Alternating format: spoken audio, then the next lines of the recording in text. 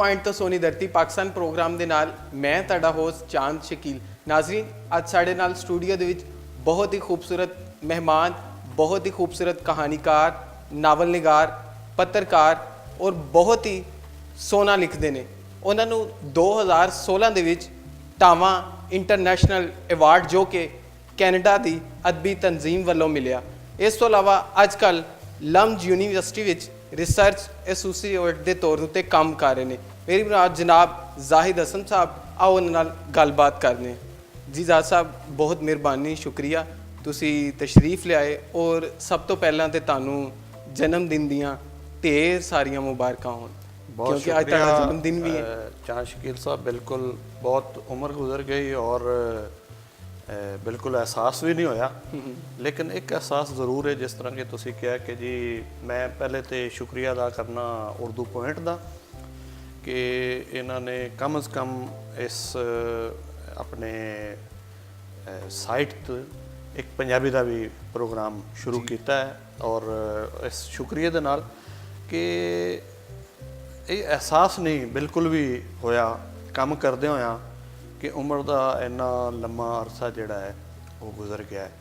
ਤੇ ਬਾਕੀ ਜ਼ਾਹਿਰ ਜ਼ਿੰਦਗੀ ਦਾ ਨਾਂ ਹੀ ਇਹੀ ਹੈ ਕਿ ਤੁਸੀਂ ਕੰਮ ਕਰਦੇ ਰਹੋ, ਕਰਦੇ ਰਹੋ, ਕਰਦੇ ਰਹੋ। ਇਸ ਤੋਂ ਇਲਾਵਾ ਜ਼ਾਹਿਰ ਬਿਲਕੁਲ ਇੱਕ ਖਲਾ ਹੁੰਦਾ ਹੈ ਔਰ ਖਲਾ ਦੇ ਵਿੱਚ ਜ਼ਿੰਦਾ ਰਹਿਣਾ ਮੇਰਾ ਖਿਆਲ ਹੈ ਕਿ ਕੋਈ ਠੀਕ ਨਹੀਂ ਹੁੰਦਾ। ਅੱਛਾ, ਮਾਸ਼ਾਅੱਲਾ ਤੁਹਾਡੀ ਮੈਂ ਚਾਹੁੰਦਾ ਤੁਸੀਂ ਜ਼ਰਾ ਦੱਸੋ ਕਿ ਕਿਸ ਤਰ੍ਹਾਂ ਅੱਜ ਤੁਹਾਡਾ ਜਨਮ ਦਿਨ ਵੀ ਹੈ, ਕਿਸ ਤਰ੍ਹਾਂ ਹੁਣ ਤੱਕ ਦੀ ਜ਼ਿੰਦਗੀ ਤੁਹਾਡੀ ਗੁਜ਼ਰੀ ਔਰ ਕਿੱਥੋਂ ਦੀ ਤੁਸੀਂ ਐਜੂਕੇਸ਼ਨ ਲਈ? ਜੀ ਅਸਲ ਵਿੱਚ ਮੇਰੀ ਪੈਦਾਇਸ਼ ਹੋਈ ਹੈ ਫੈਸਲਾਬਾਦ ਦਾ ਇੱਕ ਬਸਤੀ ਸੀ 596 ਗਾਬੇ ਜੋਕ ਪੀਰਾ ਕੁਰਾਈ ਜੀ ਜੀ 1969। ਔਰ ਮੇਰਾ ਬਚਪਨ ਦੇ ਪਹਿਲੇ ਜਿਹੜੇ 15-16 ਸਾਲ ਨੇ ਪ੍ਰਾਇਮਰੀ ਦੀ ਤਾਲੀਮ ਵੀ ਉੱਥੋਂ ਹੋਈ, ਮਿਡਲ ਵੀ ਉੱਥੇ ਬਿਲਕੁਲ ਇੱਕ ਨਾਲ ਸੀ ਅਬਾਸੀ ਭੱਟੀਆਂ ਇੱਕ ਪਿੰਡ, ਉੱਥੋਂ ਮੈਂ ਤਾਲੀਮ ਹਾਸਲ ਕੀਤੀ। ਔਰ ਉਸ ਤੋਂ ਬਾਅਦ 1985 ਵਿੱਚ ਕੋਈ ਇੱਕ ਐਸਾ ਵਾਕਿਆ ਹੋਇਆ ਜਿਹਦੇ ਨਤੀਜੇ 'ਚ ਕੁਛ ਅਰਸਾ ਤੇ ਮੈਨੂੰ ਕਾੜਾ ਦੇ ਇੱਕ ਪਿੰਡ ਜਿਹੜਾ ਸਦਗਰਾ ਦੇ ਬਿਲਕੁਲ ਨਾਲ ਹੈ। ਸਦਗਰਾ ਸਾਡਾ ਬਹੁਤ ਹੀ ਹਿਸਟੋਰੀਕਲ ਇੱਕ ਪਲੇਸ ਹੈ। ਉਹਦੇ 'ਚ ਕੁਛ 6-7 ਮਹੀਨੇ ਗੁਜ਼ਾਰੇ ਔਰ ਉਸ ਤੋਂ ਬਾਅਦ ਮੈਂ ਲਾਹੌਰ ਚਲਾ ਆਇਆ। 1985 ਤੋਂ ਲੈ ਕੇ ਅਗਸਤ 85 ਤੋਂ ਅੱਜ ਦੇ ਦਿਨ ਤੱਕ ਮੈਂ ਲਾਹੌਰ ਵਿੱਚ ਮੌਜੂਦ ਹਾਂ। ਔਰ ਇਹ ਇੱਕ ਤਵੀਲ ਸਫ਼ਰ ਹੈ ਜਦੋਜਹਿਦ ਦਾ, ਮਿਹਨਤ ਦਾ। ਔਰ ਇਹਦੇ 'ਚ ਬੇਸ਼ੁਮਾਰ ਐਸੇ ਕੰਮ ਵੀ ਕੀਤੇ, ਲੋਕ ਵੀ ਮਿਲੇ। ਔਰ ਮੈਂ ਸਮਝਣਾ ਕਿ ਇਸ ਸ਼ਹਿਰ ਨੇ ਜਿਹਦਾ ਨਾਂ ਲਾਹੌਰ ਹੈ ਔਰ ਬਿਲਕੁਲ ਇੱਕ ਇਹਦੇ ਬਾਰੇ ਰਵਾਇਤ ਬਿਆਨ ਕੀਤੀ ਜਾਂਦੀ ਹੈ ਕਿ ਅਗਰ ਕਿਸੇ ਲਿਖਣ ਵਾਲੇ ਨੂੰ, ਕਿਸੇ ਫਨਕਾਰ ਨੂੰ, ਕਿਸੇ ਤਖਲੀਕਕਾਰ ਨੂੰ ਅਗਰ ਲਾਹੌਰ ਮਾਨਤਾ ਦੇ ਦਿੰਦਾ ਹੈ, ਉਹਨੂੰ ਐਕਸੈਪਟ ਕਰ ਲੈਂਦਾ ਹੈ, ਉਹਨੂੰ ਕਬੂਲ ਕਰ ਲੈਂਦਾ ਹੈ, ਤੇ ਫਿਰ ਸ਼ਾਇਦ ਉਹਨੂੰ ਪੂਰੀ ਦੁਨੀਆ ਵੀ ਕਰ ਲੈਂਦੀ ਹੈ। ਔਰ ਅਗਰ ਲਾਹੌਰ ਨਹੀਂ ਕਰਦਾ ਤੇ ਉਹ ਦੁਨੀਆ ਦੇ ਕਿਸੇ ਵੀ ਖਿੱਤੇ ਚਲਾ ਜਾਵੇ ਜਾਂ ਕਿਸੇ ਵੀ ਖਿੱਤੇ ਤੋਂ ਚਲਾ ਆਵੇ ਲਾਹੌਰ, ਤੇ ਉਹਦੀ ਮਨਜ਼ੂਰੀ ਬੜੀ ਮੁਸ਼ਕਿਲ ਦੇ ਨਾਲ ਹੁੰਦੀ ਹੈ। ਸੋ ਲਾਹੌਰ ਨੇ ਔਰ ਲਾਹੌਰ ਵਿੱਚ ਰਹਿਣ ਵਾਲੇ ਸਾਡੇ ਜਿਹੜੇ ਲਿਖਿਆਰ ਨੇ, ਫਨਕਾਰ ਨੇ, ਆਰਟਿਸਟ ਨੇ, ਸ਼ਾਇਰ ਨੇ, ਔਰ ਉਹਦੇ 'ਚ ਵੱਡੇ ਵੱਡੇ ਨਾਂ ਸ਼ਾਮਿਲ ਨੇ, ਪੰਜਾਬੀ ਵਿੱਚ ਵੀ ਔਰ ਉਰਦੂ ਵਿੱਚ ਵੀ। ਮੈਨੂੰ ਸ਼ਰਫ ਹਾਸਲ ਰਿਹਾ ਉਹਨਾਂ ਦੇ ਨਾਲ ਬਹਿਣ ਦਾ, ਗੱਲਬਾਤ ਕਰਨ ਦਾ, ਉਹਨਾਂ ਤੋਂ ਸਿੱਖਣ ਦਾ। ਔਰ ਇਹ ਸਿਲਸਿਲਾ ਹਾਲੇ ਤੱਕ ਵੀ ਜਾਰੀ ਹੈ। ਜ਼ਬਰਦਸਤ। ਅੱਛਾ ਜ਼ਾਹਿਦ ਸਾਹਿਬ, ਜਿਸ ਤਰ੍ਹਾਂ ਤੁਸੀਂ ਦੱਸਿਆ ਕਿ ਲਾਹੌਰ ਨੇ ਤੁਹਾਨੂੰ ਕਬੂਲ ਕੀਤਾ, ਇਸ ਤਰ੍ਹਾਂ ਹੀ ਤੁਸੀਂ ਇੱਕ ਅਵਾਰਡ ਜਿਹੜਾ ਹੈ ਕੈਨੇਡਾ ਨੇ ਵੀ ਤੁਹਾਨੂੰ ਕਬੂਲ ਕੀਤਾ, ਤੁਹਾਡੇ ਕੰਮ ਨੂੰ ਮੰਨਿਆ ਔਰ ਤੁਹਾਨੂੰ ਜਿਹੜਾ ਹੈ ਇੱਕ ਨਾਵਲ ਦੇ ਉੱਤੇ ਅਵਾਰਡ ਦਿੱਤਾ। ਤੁਹਾਨੂੰ ਕਿਸ ਤਰ੍ਹਾਂ ਮਹਿਸੂਸ ਹੋਇਆ ਉੱਥੋਂ ਜਦੋਂ ਅਵਾਰਡ ਮਿਲਿਆ ਤੁਹਾਨੂੰ? ਅਸਲ ਵਿੱਚ ਕੈਨੇਡਾ ਨੇ ਤਾਂ ਮੈਨੂੰ ਕਬੂਲ ਨਹੀਂ ਕੀਤਾ ਕਿਉਂਕਿ ਵੀਜ਼ਾ ਨਹੀਂ ਮਿਲਿਆ, ਲੇਕਿਨ ਬਹਰਹਾਲ ਉਹ ਅਵਾਰਡ ਮਿਲਿਆ ਔਰ ਉਹ ਅਵਾਰਡ ਮੇਰੇ ਲਈ ਬਹੁਤ ਆਨਰ ਦੀ ਗੱਲ ਹੈ। ਔਰ ਕਿਸੇ ਵੀ ਪੰਜਾਬੀ ਨੂੰ ਉਹ ਅਵਾਰਡ ਮਿਲਣਾ ਬਹੁਤ ਵੱਡੇ ਆਨਰ ਦੀ ਗੱਲ ਹੈ, ਕਿਉਂਕਿ ਅਸੀਂ ਦੇਖਦੇ ਹਾਂ ਕਿ 1947 ਤੋਂ ਬਾਅਦ, ਪਾਰਟੀਸ਼ਨ ਤੋਂ ਬਾਅਦ ਹੁਣ ਤੱਕ ਜਿਤਨਾ ਵੀ ਸਮੇਂ ਗੁਜ਼ਰਿਆ ਹੈ ਉਹਦੇ 'ਚ ਸਾਡੀ ਜ਼ਬਾਨ ਦੇ ਨਾਲ ਉਸ ਤਰ੍ਹਾਂ ਯਾਨੀ ਮੈਂ ਕਹਾਂਗਾ ਕਿ ਸਲੂਕ ਨਹੀਂ ਹੋਇਆ ਸਟੇਟ ਵੱਲੋਂ ਜਾਂ ਹਕੂਮਤ ਵੱਲੋਂ ਜਿਸ ਤਰ੍ਹਾਂ ਕਿ ਹੋਣਾ ਚਾਹੀਦਾ ਸੀ, ਜਿਹਦੀ ਕਿ ਇਹ ਜੋ ਇਹ ਡਿਜ਼ਰਵ ਕਰਦੀ ਸੀ। ਜਿਤਨਾ ਕਿ ਇਹਦੇ 'ਚ ਸੂਫੀਆ ਦਾ ਔਰ ਇੱਕ ਕਲਾਸਿਕੀ ਔਰ ਲੋਕ ਵਿਜ਼ਡਮ, ਫੋਕ ਸ਼ਾਇਰੀ, ਮੌਜੂਦ ਹੈ। ਮੇਰਾ ਖਿਆਲ ਹੈ ਕਿ ਇਹ ਜਿਹੜੀ ਡਾਹਾਂ ਐਵਾਰਡ ਜਿਹੜਾ ਹੈ ਸ਼ੁਰੂ ਹੋਇਆ ਹੈ, ਇਹ ਉਸ ਸਾਰੇ ਸਿਲਸਿਲੇ ਨੂੰ ਮਰਬੂਤ ਕਰਨ ਵਿੱਚ, ਇਕੱਠਾ ਕਰਕੇ ਫਿਕਸ਼ਨ ਦਾ ਹਿੱਸਾ ਬਣਾਉਣ ਵਿੱਚ ਬਹੁਤ ਅਹਿਮ ਕਿਰਦਾਰ ਅਦਾ ਕਰੇਗਾ, ਕਿਉਂਕਿ ਉਹਦੇ ਨਾਲ ਬਹੁਤ ਜ਼ਿਆਦਾ ਪੈਸੇ ਵੀ ਮੁਨਸਲਿਕ ਨੇ। ਔਰ ਉਸ ਤੋਂ ਇਲਾਵਾ ਇਹ ਕਿ ਉਹ ਜਿਹੜੇ ਬੰਦੇ ਨੂੰ ਮਿਲਦਾ ਹੈ ਉਹਨੂੰ ਕੈਨੇਡਾ ਬੁਲਾਉਂਦੇ ਨੇ ਔਰ ਉਹਦੇ ਨਾਲ ਉੱਥੇ ਤਕਰੀਬ ਕਰਦੇ ਨੇ, ਉਹਨੂੰ ਅਵਾਰਡ ਵੀ ਦਿੰਦੇ ਨੇ, ਉਹਦੀ ਮਾਨਤਾ ਵੀ ਕਰਦੇ ਨੇ। ਇੱਕ ਤਰ੍ਹਾਂ ਦਾ ਮੇਰਾ ਖਿਆਲ ਹੈ ਕਿ ਸਾਡਾ ਜਿਹੜਾ ਫਿਕਸ਼ਨ ਹੈ ਉਹਨੂੰ ਫਰੋਗ ਦੇਣ ਲਈ ਇੱਕ ਬਹੁਤ ਅਹਿਮ ਕਿਰਦਾਰ ਅਦਾ ਕਰ ਸਕਦਾ। ਔਰ ਇੱਕ ਚੀਜ਼ ਤੇ ਮੈਂ ਬਿਲਕੁਲ ਯਕੀਨ ਰੱਖਣਾ, ਕਿਉਂਕਿ ਮੈਂ ਕੋਸ਼ਿਸ਼ ਕਰਨਾ ਕਿ ਦੁਨੀਆ ਦੇ ਵਿੱਚ ਜਿਹੜਾ ਕਿਸੇ ਵੀ ਜ਼ਬਾਨ ਵਿੱਚ ਅੱਛਾ ਫਿਕਸ਼ਨ ਲਿਖਿਆ ਜਾ ਰਿਹਾ ਉਹਨੂੰ ਮੈਂ ਪੜ੍ਹਾਂ।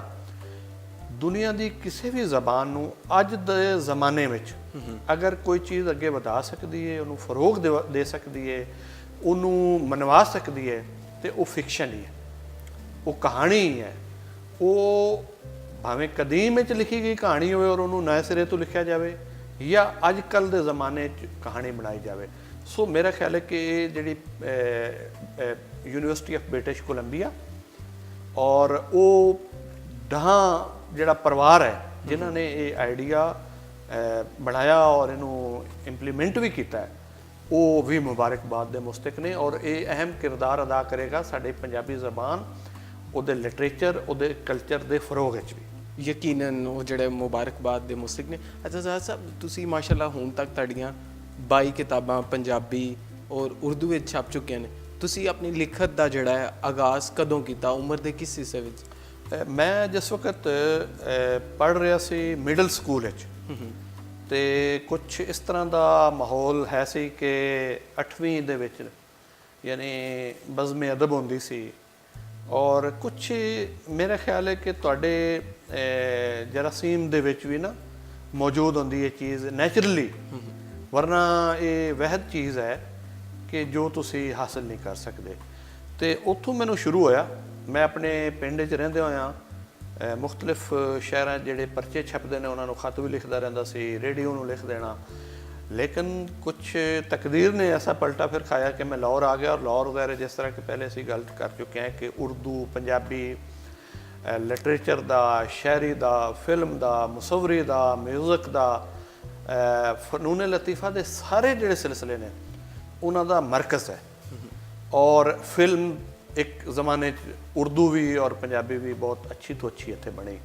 ਇਸੇ ਤਰ੍ਹਾਂ ਇਸ ਸ਼ਹਿਰ ਦੇ ਵਿੱਚ ਸਫਦਰ ਮੀਰ ਵਰਗੇ, ਨਜਮ ਹੁਸੈਨ ਸੈਯਦ ਵਰਗੇ, ਆਸਿਫ ਖਾਨ ਵਰਗੇ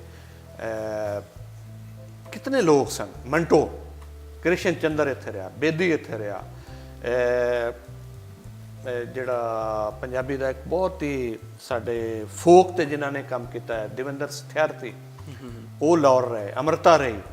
ਸੋ ਲਾਹੌਰ ਦੇ ਨਾਲ ਇੱਕ ਬਹੁਤ ਚੀਜ਼ਾਂ ਰਲੀ ਹੋਈਆਂ ਨੇ। ਔਰ ਮੇਰਾ ਖਿਆਲ ਹੈ ਕਿ ਜਦੋਂ ਵੀ ਇਹਦੀ ਹਿਸਟਰੀ ਤੇ ਗੱਲ ਹੁੰਦੀ ਹੈ ਤੇ ਉਹ ਸਾਰੇ ਲੋਕਾਂ ਦਾ ਨਾਂ ਆਉਂਦਾ ਹੈਗਾ। ਸੋ ਮੇਰਾ ਖਿਆਲ ਹੈ ਕਿ ਇਹ ਇਸ ਸ਼ਹਿਰ ਦਾ ਬਹੁਤ ਅਹਿਮ ਕਿਰਦਾਰ ਹੈ। ਯਾਨੀ ਕਿ ਤੁਹਾਡੀ ਲਿਖਤ ਪਿੱਛੇ? ਜੀ ਬਿਲਕੁਲ। ਔਰ ਤੁਸੀਂ ਜਦੋਂ ਇੱਥੇ ਜਿਹੜੀਆਂ ਮਜਲਸਾਂ ਹੁੰਦੀਆਂ ਨੇ, ਜਿਹੜੀਆਂ ਮਹਿਫਲਾਂ ਹੁੰਦੀਆਂ ਨੇ, ਜਿਹੜੀਆਂ ਤਕਰੀਬਾਤ ਹੁੰਦੀਆਂ ਨੇ ਇਲਮੀ ਅਦਬੀ ਅਦਾਰਿਆਂ 'ਚ, ਟੀਵੀ ਚੈਨਲਸ 'ਤੇ, ਹੁਣ ਤੇ ਮੈਂ ਸਮਝਣਾ ਕਿ ਜਿਹੜਾ ਕਿਰਦਾਰ ਇਹਦੇ 'ਚ ਫੇਸਬੁੱਕ ਵੀ ਔਰ ਇੰਟਰਨੈਟ ਵੀ ਔਰ ਵੈਬਸਾਈਟਸ ਵੀ ਅਦਾ ਕਰ ਰਹੀਆਂ ਨੇ, ਉਹ ਵੀ ਸਲਾਹੁਣਯੋਗ ਹੈ ਕਿ ਉਹਦੇ ਜ਼ਰੀਏ ਵੀ ਤੁਸੀਂ ਕੁਛ ਨਾ ਕੁਛ ਇਲਮੀ ਹਵਾਲੇ ਨਾਲ ਜਾਂ ਅਦਬੀ ਹਵਾਲੇ ਨਾਲ ਜਾਂ ਫਿਕਰੀ ਹਵਾਲੇ ਨਾਲ ਜਾਂ ਤਹਿਜ਼ੀਬੀ ਹਵਾਲੇ ਨਾਲ ਹਾਸਿਲ ਹੀ ਕਰਦੇ ਹੋ। ਤੋ ਇਸ ਸ਼ਹਿਰ ਨੇ ਔਰ ਇਸ ਸ਼ਹਿਰ ਦੀਆਂ ਤਕਰੀਬਾਤ ਨੇ ਔਰ ਇਹਦੇ 'ਚ ਰਹਿਣ ਵਾਲਿਆਂ ਨੇ ਬਹੁਤ ਅਹਿਮ ਕਿਰਦਾਰ ਅਦਾ ਕੀਤਾ। ਅਗਰ ਤੁਸੀਂ ਇਹਦੇ ਤੋਂ ਸਵਾਲ ਨਾ ਵੀ ਕਰੋ ਤਾਂ ਮੈਂ ਇਹਦੇ 'ਚ ਐਡ ਕਰਨਾ ਚਾਹਾਂਗਾ। ਉਹ ਇੱਕ ਗੱਲ ਇਹ ਹੈ ਕਿ ਮੈਂ ਬਿਲਕੁਲ ਸ਼ਾਇਰੀ ਕਰਦਾ ਸੀ ਔਰ ਸਵੇਰ ਇੰਟਰਨੈਸ਼ਨਲ ਛਪ ਰਿਹਾ ਸੀ। ਅਗਲਾ ਸਵਾਲ ਵੈਸੇ ਮੇਰਾ ਹੈ ਜੀ ਹਾਂ। ਤੇ ਉਹ ਮੈਂ ਉਹਨਾਂ ਨੂੰ ਸ਼ਾਇਰੀ ਦੇਣ ਜਾਣਾ, ਜਮੀਲ ਅਹਿਮਦ ਸਾਹਿਬ ਨੂੰ। ਜੀ ਜੀ। ਉਹਨਾਂ ਨੇ ਕਹਿਣਾ ਯਾਰ ਤੂੰ ਵੀ ਸ਼ਾਇਰੀ ਲੈ ਕੇ ਆ ਗਿਆ। ਇੰਨੀ ਕੁ ਸ਼ਾਇਰੀ ਜਮ੍ਹਾਂ ਹੋ ਜਾਂਦੀ ਹੈ ਤੇ ਕੋਈ ਬੰਦਾ ਐਸਾ ਨਹੀਂ ਹੈ ਜਿਹੜਾ ਫਿਕਸ਼ਨ ਵਾਲੇ ਆ ਜਾਏ। ਸੋ ਮੈਂ ਕਿਹਾ ਕਿ ਜੀ ਠੀਕ ਹੈ, ਮੈਂ ਕੋਸ਼ਿਸ਼ ਕਰਨਾ। ਮੈਂ ਅਗਲੀ ਦਫਾ ਇੱਕ ਕਹਾਣੀ ਲਿਖ ਕੇ ਲੈ ਗਿਆ ਉਹਨਾਂ ਕੋਲ। ਉਹਨਾਂ ਨੇ ਨਾ ਸਿਰਫ ਉਹ ਕਹਾਣੀ ਛਾਪੀ ਬਲਕਿ ਮੈਨੂੰ ਕੁਝ ਪੇ ਵੀ ਕੀਤਾ। ਅੱਛਾ, ਉਹਦੇ ਨਾਲ ਮੇਰਾ ਇੱਕ ਜਿਹੜਾ ਹੈ ਨਾ ਪਹਿਲੀ ਵਾਰੀ ਜ਼ਿੰਦਗੀ 'ਚ ਕੋਈ ਪੈਸੇ ਮਿਲੇ ਕਿ ਜੀ ਆਨਰ ਫੀਲ ਹੋਈ ਕਿ ਜੀ ਲਿਖਣ ਦਾ ਵੀ ਕੁਝ ਮਿਲਦਾ ਹੈ। ਅਗਲੀ ਵਾਰੀ ਵੀ ਮੈਂ ਲੈ ਗਿਆ। ਸੋ ਇਹ ਸਿਲਸਿਲਾ ਸ਼ੁਰੂ ਹੋ ਗਿਆ। ਜਦੋਂ ਕਹਾਣੀਆਂ ਕੁਛ ਹੋ ਗਈਆਂ ਤੇ ਪਾਲ ਸਾਹਿਬ ਨੇ ਕਿਹਾ ਯਾਰ ਮਜ਼ਾ ਨਹੀਂ ਆ ਰਿਹਾ, ਅਗਰ ਤੂੰ ਕੋਈ ਲੰਮੀ ਕਹਾਣੀ ਜਾਂ ਨਾਵਲ ਲਿਖੇ ਤਾਂ ਫਿਰ ਗੱਲ ਬਣਦੀ।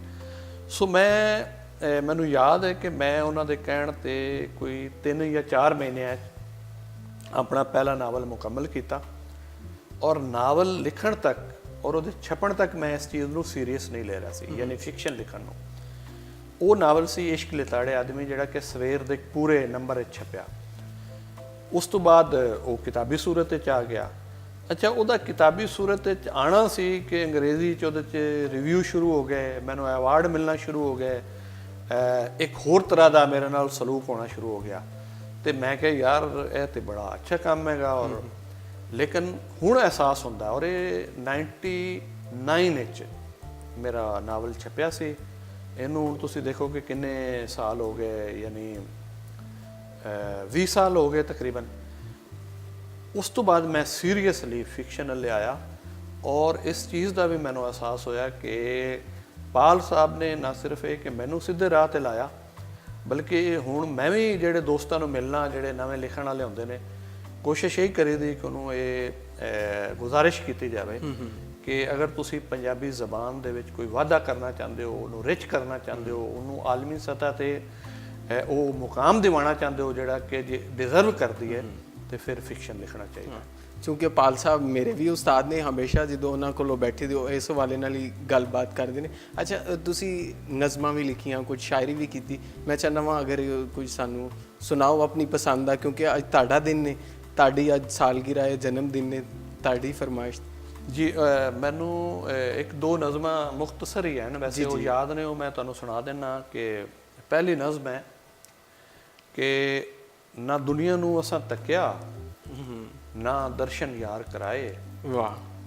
ਨਾ ਦੁਨੀਆ ਨੂੰ ਅਸਾਂ ਤੱਕਿਆ, ਨਾ ਦਰਸ਼ਨ ਯਾਰ ਕਰਾਏ, ਚਾਨਣ ਅੱਖੀਆਂ ਦਾ ਅਸੀਂ ਰੱਬ ਨੂੰ ਮੋੜਨ ਆਏ। ਵਾਹ। ਔਰ ਇੱਕ ਤਾਂਗ ਤੇਰੇ ਮਿਲਣ ਦੀ ਸਾਡੇ ਲੂਲੂ ਕੀਤੇ ਛੇਕ, ਵਾਹ। ਸਾਨੂੰ ਸਿੱਖ ਤੇਰੀ ਦਾ ਸੇਕ, ਆ ਪਰਤ ਸਜਣ ਤੇ ਸਾਨੂੰ ਆਪਣੀ ਅੱਖੀਓਂ ਵੇਖ। ਵਾਹ। ਜੁੱਸੇ ਤੇਰੇ ਦੀ ਤਾਂਗ ਤਰੋਪਿਓ ਅਸਾਂ ਸੀਨੇ ਕਾਜ ਕਰਾਏ, ਵਾਹ। ਚਾਨਣ ਅੱਖੀਆਂ ਦਾ ਅਸੀਂ ਰੱਬ ਨੂੰ ਮੋੜਨ ਆਏ। ਵਾਹ ਵਾਹ, ਬਹੁਤ ਖੂਬਸੂਰਤ, ਬਹੁਤ ਹੀ ਖੂਬਸੂਰਤ। ਇੱਕ ਹੋਰ ਨਜ਼ਮ ਹੈ, ਬਿਲਕੁਲ ਮੁਖਤਸਰ ਹੈ ਉਹ ਵੀ, ਕਿ ਬੁਝਦੇ ਹੋਏ ਇੱਕ ਚੰਨ ਦੀ ਫਾੜੀ, ਕੁਝ ਜਾਂਦੀ ਰਾਤ ਦੇ ਤਾਰੇ। ਬੁਝਦੇ ਹੋਏ ਇੱਕ ਚੰਨ ਦੀ ਫਾੜੀ, ਕੁਝ ਜਾਂਦੀ ਰਾਤ ਦੇ ਤਾਰੇ, ਦਿਨ ਸਣ ਜਿਹੜੇ ਸ਼ਗਨਾਂ ਵਾਲੇ, ਤੇਰੀ ਤੰਗਾਂ ਵਿੱਚ ਗੁਜ਼ਾਰੇ। ਵਾਹ। ਔਰ ਹਿਜਰ ਤੇਰੇ ਦਾ ਮਲ ਕੇ ਵਟਣਾ, ਅਸੀਂ ਚੜ ਬੈਠੇ ਅੱਜ ਖਾਰੇ। ਹਿਜਰ ਤੇਰੇ ਦਾ ਮਲ ਕੇ ਵਟਣਾ, ਅਸੀਂ ਚੜ ਬੈਠੇ ਅੱਜ ਖਾਰੇ। ਵਾਹ ਵਾਹ ਵਾਹ। ਬੁਝਦੇ ਹੋਏ ਇੱਕ ਚੰਨ ਦੀ ਫਾੜੀ, ਕੁਝ ਜਾਂਦੀ ਰਾਤ ਦੇ ਤਾਰੇ। ਬਹੁਤ ਖੂਬਸੂਰਤ ਜ਼ਾਹਿਦ ਸਾਹਿਬ, ਮਾਸ਼ਾਅੱਲਾ। ਅੱਛਾ, ਤੁਸੀਂ ਅੱਜ ਕੱਲ੍ਹ ਲੰਡਨ ਯੂਨੀਵਰਸਿਟੀ ਵਿੱਚ ਕੰਮ ਕਰ ਰਹੇ ਹੋ, ਕੈਸਾ ਤਜਰਬਾ ਹੈ ਪੰਜਾਬੀ ਦੀ ਉੱਥੇ ਗੱਲ ਕਰਨਾ, ਪੰਜਾਬੀ ਲਈ ਕੰਮ ਕਰਨਾ? ਬਿਲਕੁਲ ਇੱਕ ਡਿਫਰੈਂਟ ਕਿਸਮ ਦਾ ਤਜਰਬਾ ਹੈ। ਔਰ ਮੈਂ ਸਮਝਣਾ ਕਿ ਇਹ ਨਾ ਸਿਰਫ ਸਾਡੇ ਸ਼ਹਿਰ ਦੀ, ਬਲਕਿ ਮੇਰੇ ਖਿਆਲ ਪਾਕਿਸਤਾਨ ਦੀ ਚੰਦ ਅੱਛੀਆਂ ਯੂਨੀਵਰਸਿਟੀਆਂ 'ਚੋਂ ਇੱਕ ਹੈ। ਔਰ ਉਹਦੇ 'ਚ ਉਹਨਾਂ ਨੇ ਇੱਕ ਡਿਪਾਰਟਮੈਂਟ ਹੈ ਜਿਹਦਾ ਨਾਮ ਹੈ ਗੁਰਮਾਨੀ ਮਰਕਜ਼ੇ ਜ਼ਬਾਨੋ ਅਦਬ ਜੀ, ਜਿਹਦੇ 'ਚ ਮੁਖਤਲਿਫ ਜ਼ਬਾਨਾਂ ਨਾ ਸਿਰਫ ਹੈ ਕਿ ਪੜ੍ਹਾਈਆਂ ਜਾਂਦੀਆਂ ਨੇ, ਬਲਕਿ ਉਹਨਾਂ 'ਤੇ ਰਿਸਰਚ ਦਾ ਕੰਮ ਵੀ ਹੋ ਰਿਹਾ, ਜਿਹਦੇ 'ਚ ਕਿ ਸਿੰਧੀ ਵੀ ਹੈ, ਪਸ਼ਤੋ ਵੀ ਹੈ, ਔਰ ਪੰਜਾਬੀ ਵੀ ਹੈ, ਔਰ ਫਾਰਸੀ ਵੀ ਹੈ, ਉਰਦੂ ਵੀ ਔਰ ਅਰਬੀ ਵੀ। ਮੇਰਾ ਜਿਹੜਾ ਬੁਨਿਆਦੀ ਤੌਰ 'ਤੇ ਕੰਮ ਹੈ ਉਹ ਰਿਸਰਚ ਦਾ ਹੈ, ਜਿਹੜਾ ਅਸੀਂ ਪਿਛਲੇ ਕੋਈ 2-3 ਸਾਲਾਂ ਦੇ ਵਿੱਚ ਪੰਜਾਬ ਭਰ ਤੋਂ, ਜਿਹਦੇ 'ਚ ਕਿ ਮੁਖਤਲਿਫ ਡਾਇਲੈਕਟਸ ਬੋਲਣ ਵਾਲੇ ਸਾਡੇ ਸ਼ਾਇਰ ਅਦੀਬ ਸ਼ਾਮਿਲ ਨੇ, ਤਕਰੀਬਨ 400 ਦੇ ਕਰੀਬ ਅਸੀਂ ਸ਼ਾਇਰ ਇਕੱਠੇ ਕੀਤੇ। ਵਾਹ। ਔਰ ਉਹ ਮੁਖਤਲਿਫ ਜ਼ਿਲ੍ਹਿਆਂ 'ਚੋਂ, ਮੁਖਤਲਿਫ ਬਸਤੀਆਂ 'ਚੋਂ ਨੇ, ਉਹਨਾਂ ਦਾ ਬਾਇਓਡਾਟਾ ਇਕੱਠਾ ਕੀਤਾ ਹੈ, ਉਹਨਾਂ ਦੀ ਸ਼ਾਇਰੀ ਇਕੱਠੀ ਕੀਤੀ ਹੈ, ਔਰ ਉਹਨੂੰ ਅਸੀਂ ਹੁਣ ਤਰਜਮਾ ਕਰਕੇ ਉਹਨਾਂ ਦਾ ਨਾਲ ਬਾਇਓਡਾਟਾ ਲਾ ਕੇ, ਤੇ ਕੋਈ ਤਕਰੀਬਨ ਸਾਡੇ ਕੋਲ 1200-1250 ਸਫ਼ੇ ਦੀ ਇੱਕ ਕਿਤਾਬ ਤਿਆਰ ਹੈ। ਇਸ ਤੋਂ ਇਲਾਵਾ ਅਸੀਂ ਪਿਛਲੇ ਸਾਲ ਦਸੰਬਰ 'ਚ ਬਲਵੰਤ ਗਾਰਗੀ ਦਾ ਇੱਕ ਬਹੁਤ ਹੀ ਮਸ਼ਹੂਰ ਡਰਾਮਾ ਹੈ ਲੋਹਾ ਕੁੱਟ, ਉਹ ਵੀ ਇੱਥੇ ਪੇਸ਼ ਕੀਤਾ। ਔਰ ਉਹਦਾ ਵੀ ਮੈਂ ਜਿਹੜਾ ਟੈਕਸਟ ਹੈ ਉਹਦਾ ਉਰਦੂ ਤਰਜਮਾ, ਬਲਵੰਤ ਗਾਰਗੀ ਦੇ ਬਾਰੇ ਇੱਕ ਤਫਸੀਲੀ ਮਜ਼ਮੂਨ, ਇਸ ਡਰਾਮੇ ਦੇ ਬਾਰੇ ਇੱਕ ਤਫਸੀਲੀ ਮਜ਼ਮੂਨ, ਔਰ ਅਖੀਰ ਤੇ ਜਿਹੜੇ ਔਖੇ ਲਫ਼ਜ਼ ਨੇ ਉਹਨਾਂ ਦੀ ਇੱਕ ਫਰੰਗ ਵੀ। ਇਹ ਸਾਡੀਆਂ 2 ਕਿਤਾਬਾਂ ਤਿਆਰ ਨੇ। ਇਲਾਵਾ ਅਸੀਂ ਉੱਥੇ ਅਸੀਂ ਹਲਕਾ ਦਾਨਿਸ਼ ਦੇ ਤਹਿਤ ਮੁਖਤਲਿਫ ਸੂਫੀ ਸ਼ਾਇਰਾਂ ਤੇ ਪੰਜਾਬੀ ਸ਼ਾਇਰਾਂ ਤੇ ਵੀ ਕੰਮ ਲੈਕਚਰ ਕਰਵਾਉਂਦੇ ਰਹੇ ਹਾਂ। ਹੁਣ ਵੀ ਉਹਦੇ 'ਚ ਯਾਨੀ 2 ਨਵੀਆਂ ਪੰਜਾਬੀ ਕਿਤਾਬਾਂ ਤੇ ਵੀ ਅਸੀਂ ਕਰਵਾਏ। ਜ਼ਬਰਦਸਤ। ਔਰ ਪਿਛਲੇ ਮਹੀਨੇ ਅਸੀਂ ਫਰਵਰੀ ਵਿੱਚ 2 ਰੋਜ਼ਾ ਇੱਕ ਕਾਨਫਰੰਸ ਦਾ ਵੀ ਉੱਥੇ ਇਤਮਾਮ ਕੀਤਾ ਕਿ ਜਿਹਦੇ 'ਚ ਪੂਰੀ ਦੁਨੀਆ ਤੋਂ ਲੋਕ ਆਏ, ਰਿਸਰਚ ਸਕਾਲਰ ਆਏ, ਪ੍ਰੋਫੈਸਰ ਸਾਹਿਬਾਨ ਆਏ ਔਰ ਉਹਨਾਂ ਨੇ ਪੰਜਾਬੀ ਔਰ ਪੰਜਾਬ ਦੇ ਹਵਾਲੇ ਨਾਲ ਮੁਖਤਲਿਫ ਇਸ਼ੂਜ਼ ਤੇ ਮੁਖਤਲਿਫ ਸੈਸ਼ਨ ਵਿੱਚ ਗੱਲਬਾਤ ਕੀਤੀ ਔਰ ਉਹਨੂੰ ਐਪਰੀਸ਼ੀਏਟ ਕੀਤਾ ਗਿਆ ਪੂਰੀ ਦੁਨੀਆ 'ਚ। ਜ਼ਬਰਦਸਤ। ਯਕੀਨਨ ਉਹ ਸਲਾਹਨਯੋਗ ਕੰਮ ਹੈਗਾ ਤੇ ਇਸ ਤਰ੍ਹਾਂ ਦੇ ਕੰਮ ਮੇਰਾ ਖਿਆਲ ਹੈ ਕਿ ਹੋਣੇ ਚਾਹੀਦੇ ਨੇ ਤਾਂ ਕਿ ਗੱਲ ਹੋ ਸਕੇ ਆਪਣੇ ਕਲਚਰ ਬਾਰੇ, ਜ਼ੁਬਾਨ ਬਾਰੇ, ਆਪਣੀ ਧਰਤੀ ਬਾਰੇ। ਅੱਛਾ ਜ਼ਾਦ ਸਾਹਿਬ, ਤੁਹਾਨੂੰ ਜ਼ਿੰਦਗੀ ਦੇ ਵਿੱਚ ਕਿਹੜੇ ਲਿਖਾਰੀ ਨੇ ਬਹੁਤ ਮੁਤਾਸਰ ਕੀਤਾ? ਅੱਛਾ, ਇਸ ਤੋਂ ਪਹਿਲੇ ਮੈਂ ਜਿਹੜੀ ਇੱਕ ਕ੍ਰੈਡਿਟ ਜ਼ਰੂਰ ਦੇਣਾ ਚਾਹਾਂਗਾ ਆਪਣੀ ਯੂਨੀਵਰਸਿਟੀ ਦੇ ਸਾਡੇ ਜਿਹੜੇ ਸੈਯਦ ਬਾਬਰ ਅਲੀ ਸਾਹਿਬ ਨੇ। ਉਹਨਾਂ ਨੂੰ ਬਜ਼ਾਤੇ ਖੁਦ ਪੰਜਾਬੀ ਨਾਲ ਬਹੁਤ ਜ਼ਿਆਦਾ ਮੁਹੱਬਤ ਹੈ।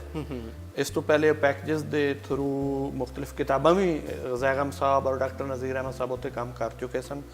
ਸਾਡੇ ਜਿਹੜੇ ਡੀਨ ਨੇ ਕਾਮਰਾਨ ਅਸਦਰ ਅਲੀ ਸਾਹਿਬ ਜੀ ਉਹਨਾਂ ਨੇ ਇਹਦੇ 'ਚ ਬਹੁਤ, ਔਰ ਖ਼ਾਸ ਤੌਰ ਤੇ ਜਿਹੜੇ ਸਾਡੇ ਡਾਇਰੈਕਟਰ ਨੇ ਪ੍ਰੋਫੈਸਰ ਮੋਇਨ ਨਿਜ਼ਾਮੀ ਸਾਹਿਬ, ਉਰਦੂ ਦੇ, ਫਾਰਸੀ ਦੇ ਔਰ ਪੰਜਾਬੀ ਦੇ ਸਕਾਲਰ ਨੇ, ਸ਼ਾਇਰ ਨੇ, ਅਦੀਬ ਨੇ, ਮੁਤਰਜਮ ਨੇ, ਬਹੁਤ ਅੱਛੇ। ਔਰ ਉਹਨਾਂ ਨੇ ਸਾਰਾ ਕੰਮ ਕਰਨ ਇਸ ਤੋਂ ਪਹਿਲੇ ਵੀ ਜਿਹੜੇ ਲੋਕ ਰਹੇ ਨੇ ਉਹਨਾਂ ਨੇ ਵੀ ਬਹੁਤ ਅਹਿਮ ਕਿਰਦਾਰ ਅਦਾ ਕੀਤਾ। ਤੁਸੀਂ ਕਿਹਾ ਕਿ ਜੀ ਉਹਦੇ 'ਚ ਮੁਖਤਲਿਫ ਤਰ੍ਹਾਂ ਦੇ ਲੋਕ ਸ਼ਾਮਿਲ ਨੇ। ਮਸਲਨ ਮੈਂ ਇੰਟਰਨੈਸ਼ਨਲੀ ਵੀ ਪੜ੍ਹਦਾ ਰਹਿਣਾ ਤੇ ਉਹਦੇ 'ਚ ਮੈਨੂੰ ਕਈ ਲੋਕ ਬਹੁਤ ਪਸੰਦ ਨੇ। ਮਸਲਨ ਮਾਰਕੇਜ਼ ਦੇ ਜਿਹੜੇ ਤਰਜਮੇ ਨੇ ਮੈਂ ਬਹੁਤ ਜ਼ਿਆਦਾ ਪੜ੍ਹੇ। ਕੁੰਡੇਰਾ ਦੀਆਂ ਕੁਝ ਚੀਜ਼ਾਂ ਨੇ, ਬੋਰਖੇਸ ਦੀਆਂ ਚੀਜ਼ਾਂ ਨੇ, 1-2-3 ਨਾਵਲ ਨਵੇਂ ਆਏ ਬਿਹਤਰੀਨ ਜ਼ਬਰਦਸਤ ਕਿਸਮ ਦੇ। ਔਰ ਉਹ ਇੱਕ ਨਾਵਲ ਦਾ ਤਰਜਮਾ ਸਾਡੇ ਉਰਦੂ ਦੇ ਬਹੁਤ ਅੱਛੇ ਸ਼ਾਇਰ ਨੇ ਅਹਿਮਦ ਮੁਸ਼ਤਾਕ ਸਾਹਿਬ, ਉਹਨਾਂ ਨੇ ਕੀਤਾ, ਬੰਜਰ ਮੈਦਾਨ ਦੇ ਨਾਂ ਤੋਂ, ਜਿਹਦਾ ਕਿ ਨਾਂ ਸੀ ਪੈਡਰੋ ਪਰਾਮੋ ਔਰ ਉਹ ਇੱਕ ਲਾਤੀਨੀ ਅਮਰੀਕੀ ਰਾਈਟਰ ਨੇ ਹਵਾਨ ਰੁਲਫੂ, ਉਹਨਾਂ ਨੇ ਲਿਖਿਆ। ਜਿੱਥੋਂ ਤੱਕ ਸਾਡੇ ਪੰਜਾਬੀ ਦੇ ਹਵਾਲੇ ਨਾਲ ਉੱਥੇ ਬੇਸ਼ੁਮਾਰ ਐਸੇ ਲਿਖਣ ਵਾਲੇ ਨੇ ਜਿਹਦੇ 'ਚ ਸ਼ਾਇਰਾਂ 'ਚ ਵੀ ਬੇਸ਼ੁਮਾਰ ਲੋਕ ਨੇ। ਕੁੰਜਾਈ ਸਾਹਿਬ ਨੇ, ਰਾਈ ਸਾਹਿਬ ਨੇ, ਅਫਜ਼ਲ ਹਸਨ ਰੰਧਾਵਾ ਸਾਹਿਬ ਨੇ, ਸਾਡੇ ਮਸ਼ਰਕੀ ਪੰਜਾਬ ਦੇ ਕੁਝ ਲੋਕ ਨੇ, ਗਾਰਗੀ ਹੈ, ਅਮਰਤਾ ਪ੍ਰੀਤਮ ਹੈ, ਦੇਵਿੰਦਰ ਸਥਿਆਰਥੀ ਦਾ ਨਾਂ ਲਿਆ, ਹੋਰ ਬੇਸ਼ੁਮਾਰ ਨਾਵਲ ਨਿਗਾਰ ਨੇ, ਗੁਰਦਿਆਲ। ਖਾਸ ਤੌਰ ਤੇ ਪੰਜਾਬੀ 'ਚ ਮੈਂ ਉਹਨਾਂ ਦਾ ਨਾਂ ਲਾਉਣਾ ਚਾਹਾਂਗਾ ਕਿ ਐਸੇ ਜ਼ਬਰਦਸਤ ਰਾਈਟਰ ਜਿਨ੍ਹਾਂ ਦੇ ਜਿਹੜਾ ਤੁਸੀਂ ਨਾਵਲ ਪੜ੍ਹੋ ਜਾਂ ਕਹਾਣੀ ਪੜ੍ਹੋ ਲੱਗਦਾ ਹੈ ਕਿ ਜੀ ਕਮਾਲ ਹੀ ਉਹਨਾਂ ਨੇ ਕਰ ਦਿੱਤਾ, ਨਵੀਂ ਚੀਜ਼ ਸੀ, ਨਵੀਂ ਚੀਜ਼ਾਂ। ਅੱਛਾ ਜ਼ਾਦ ਸਾਹਿਬ, ਇਹ ਤੇ ਹੋ ਗਿਆ ਤੁਹਾਡੇ ਮੁਤਾਸਰੀਨ ਦਾ, ਜਿਹੜਾ ਜਿਨ੍ਹਾਂ ਤੋਂ ਤੁਸੀਂ ਮੁਤਾਸਰ ਹੋ ਕੇ ਪੰਜਾਬੀ ਅਦਬ ਜਾਂ ਦੂਸਰਾ ਦੁਨੀਆ ਦਾ ਆਲਮੀ ਅਦਬ ਪੜ੍ਹਿਆ। ਅੱਛਾ, ਤੁਸੀਂ ਆਪਣੇ ਲਈ ਕਦੋਂ ਟਾਈਮ ਕੱਢਦੇ ਹੋ? ਮਾਸ਼ਾਅੱਲਾ ਇੰਨਾ ਕੰਮ ਕੀਤਾ, ਹੁਣ ਤੱਕ 22 ਕਿਤਾਬਾਂ ਛਪ ਚੁੱਕੀਆਂ, ਮੁਖਤਲਿਫ ਅਦਾਰਿਆਂ ਨਾਲ, ਤਨਜ਼ੀਮਾਂ ਨਾਲ ਤੁਹਾਡਾ ਤਾਲੁਕ ਰਿਹਾ, ਅਖਬਾਰ ਲਈ ਵੀ ਲਿਖਦੇ ਹੋ ਔਰ ਬਹੁਤ ਲਿਖਿਆ। ਆਪਣੇ ਲਈ ਕਦੋਂ ਟਾਈਮ ਕੱਢਦੇ ਹੋ? ਆਪਣੇ ਆਪ ਨੂੰ ਕਦੋਂ ਟਾਈਮ ਦਿੰਦੇ ਹੋ, ਫੈਮਿਲੀ ਨੂੰ?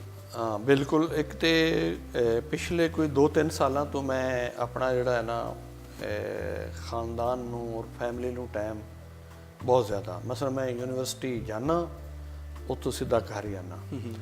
ਔਰ ਇਹ ਮੇਰਾ ਵੈਸੇ ਤਰੀਕੇਕਾਰ ਰਿਹਾ ਹੈ ਕਿ ਅਵਾਰਗੀ ਵੀ ਬਹੁਤ ਕੀਤੀ ਹੈ ਲਾਹੌਰ ਦੇ ਵਿੱਚ, ਯਾਨੀ ਰਾਤ 1-1 ਵਜੇ ਤੱਕ, 2-2 ਵਜੇ ਤੱਕ ਦੋਸਤਾਂ ਨਾਲ ਰਹਿਣਾ ਔਰ ਗੱਪਸ਼ਪ ਲਾਣੀ ਮੁਖਤਲਿਫ ਇਸ਼ੂਜ਼ 'ਤੇ। ਲੇਕਿਨ ਬਾਅਦ ਵਿੱਚ ਅਸੀਂ ਥੋੜ੍ਹਾ ਜਿਹਾ ਮਹਿਸੂਸ ਹੋਇਆ ਕਿ ਜੀ ਉਮਰ ਜਿਹੜੀ ਹੈ ਉਹ ਇੰਨੀ ਕੀ ਹੁੰਦੀ ਹੈ, ਉਹਦੇ 'ਚ ਜਿਹੜਾ ਤੁਸੀਂ ਕੰਮ ਕਰਦੇ ਹੋ ਉਹ ਹੀ ਰਹਿ ਜਾਂਦਾ ਹੈ। ਲੇਕਿਨ ਮੇਰਾ ਕੋਸ਼ਿਸ਼ ਇਹ ਰਹੀ ਕਿ ਮੈਂ ਇਸ ਸਾਰੇ ਦੇ ਬਾਵਜੂਦ ਕੋਈ ਨਾ ਕੋਈ ਕੰਮ ਜ਼ਰੂਰ ਨਾਲ ਕਰਦਾ ਰਹਾਂ। ਔਰ ਇਹ ਮੈਂ ਤੈਅ ਕੀਤਾ ਹੋਇਆ ਹੈ ਕਿ ਕੋਸ਼ਿਸ਼ ਕਰਾਂ ਕਿ ਹਰ ਰੋਜ਼ ਅਗਰ ਇੱਕ ਸਫ਼ਾ ਨਹੀਂ ਤੇ ਅੱਧਾ ਸਫ਼ਾ ਜ਼ਰੂਰ ਲਿਖਾਂ, ਤਾਂ ਕਿ ਇੱਕ ਜਿਹੜਾ ਉਹ ਕੰਟੀਨਿਊਸ ਪ੍ਰੋਸੈਸ ਹੈ ਉਹ ਚੱਲਦਾ ਰਹੇ। ਸੋ ਉਹ ਹੁਣ ਵੀ ਮੈਂ ਕਰਨਾ।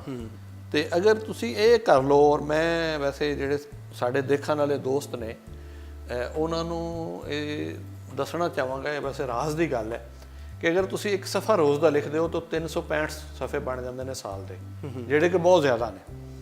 ਬਾਜ਼ ਔਕਾਤ ਕੋਈ ਲਿਖਣ ਵਾਲਾ ਮੇਰੇ ਖਿਆਲ ਜ਼ਿੰਦਗੀ 'ਚ 365 ਸਫ਼ੇ ਨਹੀਂ ਲਿਖ ਸਕਦਾ ਆਪਣੀਆਂ ਮਸਰੂਫੀਅਤ ਦੀ ਵਜ੍ਹਾ ਤੋਂ। ਲੇਕਿਨ ਜਿਸ ਤਰ੍ਹਾਂ ਇੱਕ ਇੰਜੀਨੀਅਰ ਹੈ, ਉਹਨੇ ਆਪਣਾ ਇੰਜੀਨੀਅਰਿੰਗ ਦਾ ਕੰਮ ਕਰਨਾ ਹੈ। ਅਗਰ ਕੋਈ ਤਾਜਰ ਹੈ, ਉਹਨੇ ਆਪਣੀ ਤਿਜਾਰਤ ਕਰਨੀ ਹੈ। ਗਾਣ ਵਾਲੇ ਨੇ ਗਾਣਾ ਹੈ, ਫੁੱਟਬਾਲ ਖੇਡਣ ਵਾਲੇ ਨੇ ਫੁੱਟਬਾਲ ਖੇਡਣਾ ਹੈ, ਤੇ ਲਿਖਣ ਵਾਲੇ ਦਾ ਕੰਮ ਔਰ ਪੜ੍ਹਨ ਵਾਲੇ ਦਾ ਕੰਮ ਇਹ ਹੈ ਕਿ ਉਹ ਪੜ੍ਹੇ ਵੀ ਔਰ ਲਿਖੇ ਵੀ। ਯਾਨੀ ਅਗਰ ਤੁਸੀਂ ਇਹ ਬਿਲਕੁਲ ਇਸ ਤਰ੍ਹਾਂ ਹੀ ਹੈ ਕਿ ਇਨਸਾਨ ਅਗਰ ਖਾਣਾ ਨਹੀਂ ਖਾਏਗਾ ਔਰ ਗੱਡੀ 'ਚ ਤੁਸੀਂ ਪੈਟਰੋਲ ਨਹੀਂ ਪਾਓਗੇ ਔਰ ਕਹੋ ਇਹ ਚਲਦੀ ਵੀ ਰਵੇ ਤੇ ਬੰਦਾ ਵੀ ਖਾਏ ਬਗੈਰ ਸਰਵਾਈਵ ਕਰ ਲਵੇ, ਤੇ ਇਹ ਮੁਮਕਿਨ ਨਹੀਂ ਹੈ। ਲਿਹਾਜ਼ਾ ਜਿਹੜਾ ਲਿਖਣ ਵਾਲਾ ਹੈ ਉਹਨੂੰ ਆਪਣੇ ਜ਼ਮਾਨੇ ਦੇ ਨਾਲ, ਆਪਣੇ ਤੋਂ ਪਹਿਲੇ ਜ਼ਮਾਨੇ ਦੇ ਨਾਲ ਵਬਸਤਾ ਰਹਿਣਾ ਪੈਂਦਾ ਹੈ, ਉਹਨੂੰ ਪੜ੍ਹਨਾ ਪੈਂਦਾ ਹੈ ਔਰ ਉਹਨੂੰ ਆਉਣ ਵਾਲੇ ਜ਼ਮਾਨੇ ਦੀਆਂ ਬਸ਼ਾਰਤਾਂ ਵੀ, ਖੁਸ਼ਖਬਰੀਆਂ ਵੀ, ਉਹਦੇ ਛੁਪੇ ਹੋਏ ਜਿਹੜੇ ਡਰ, ਖੌਫ, ਵਹਿਮ ਨੇ ਔਰ ਅੰਦੇਸ਼ੇ ਨੇ ਔਰ ਖਤਰਾਤ ਨੇ, ਉਹਦੇ ਤੋਂ ਵੀ ਆਪਣੇ ਇਰਦ ਗਿਰਦ ਦੇ ਲੋਕਾਂ ਨੂੰ, ਮਾਹੌਲ ਨੂੰ, ਸੋਸਾਇਟੀ ਨੂੰ, ਸਟੇਟ ਨੂੰ ਆਗਾਹ ਰੱਖਣਾ ਪੈਂਦਾ ਹੈ। ਇਹ ਇੱਕ ਮੇਰੇ ਖਿਆਲ ਲਿਖਣ ਵਾਲੇ ਦਾ ਫਰਜ਼ ਹੈ। ਬਹੁਤ ਸ਼ੁਕਰੀਆ ਜ਼ਾਦ ਸਾਹਿਬ, ਖੁਸ਼ ਰਹੋ, ਹੋਰ ਵਧਾਈਆਂ ਹੋਣ ਤੁਹਾਨੂੰ ਜਨਮ ਦਿਨ ਦੀਆਂ। ਲੋ ਦੋਸਤੋ, ਤੁਸੀਂ ਜਿਸ ਤਰ੍ਹਾਂ ਕਿ ਜ਼ਾਦ ਸਾਹਿਬ ਦੀ ਗੱਲ ਸੁਣੀ, ਉਹਨਾਂ ਲਿਖਣ ਦੇ ਹਵਾਲੇ ਦੇ ਨਾਲ ਵੀ ਗੱਲ ਕੀਤੀ, ਆਪਣੇ ਹੁਣ ਤੱਕ ਦੇ ਜ਼ਿੰਦਗੀ ਦੇ ਸਫ਼ਰ ਬਾਰੇ ਵੀ ਦੱਸਿਆ ਕਿ ਕਿਸ ਤਰ੍ਹਾਂ ਉਹਨਾਂ ਨੇ ਆਪਣੀ ਜ਼ਿੰਦਗੀ ਦਾ ਸਫ਼ਰ ਤੈਅ ਕੀਤਾ। ਅਸੀਂ ਆਸ ਕਰਦੇ ਹਾਂ ਅੱਜ ਦਾ ਪ੍ਰੋਗਰਾਮ ਵੀ ਤੁਹਾਨੂੰ ਪਸੰਦ ਆਇਆ ਹੋਣਾ। ਇਹਦੇ ਨਾਲ ਹੀ ਆਪਣੇ ਹੋਸਟ ਚਾਂਦ ਸ਼ਕੀਲ ਨੂੰ ਇਜਾਜ਼ਤ ਦਿਓ। ਲੈ ਆਓ ਯਾਰ ਹਵਾਲੇ ਰੱਬ ਦੇ, ਮੇਲੇ 4 ਦਿਨਾਂ ਦੇ, ਉਸ ਦਿਨ ਈਦ ਮੁਬਾਰਕ ਹੋਸੀ ਜਿਸ ਦਿਨ ਫੇਰ ਮਿਲਾਂਗੇ।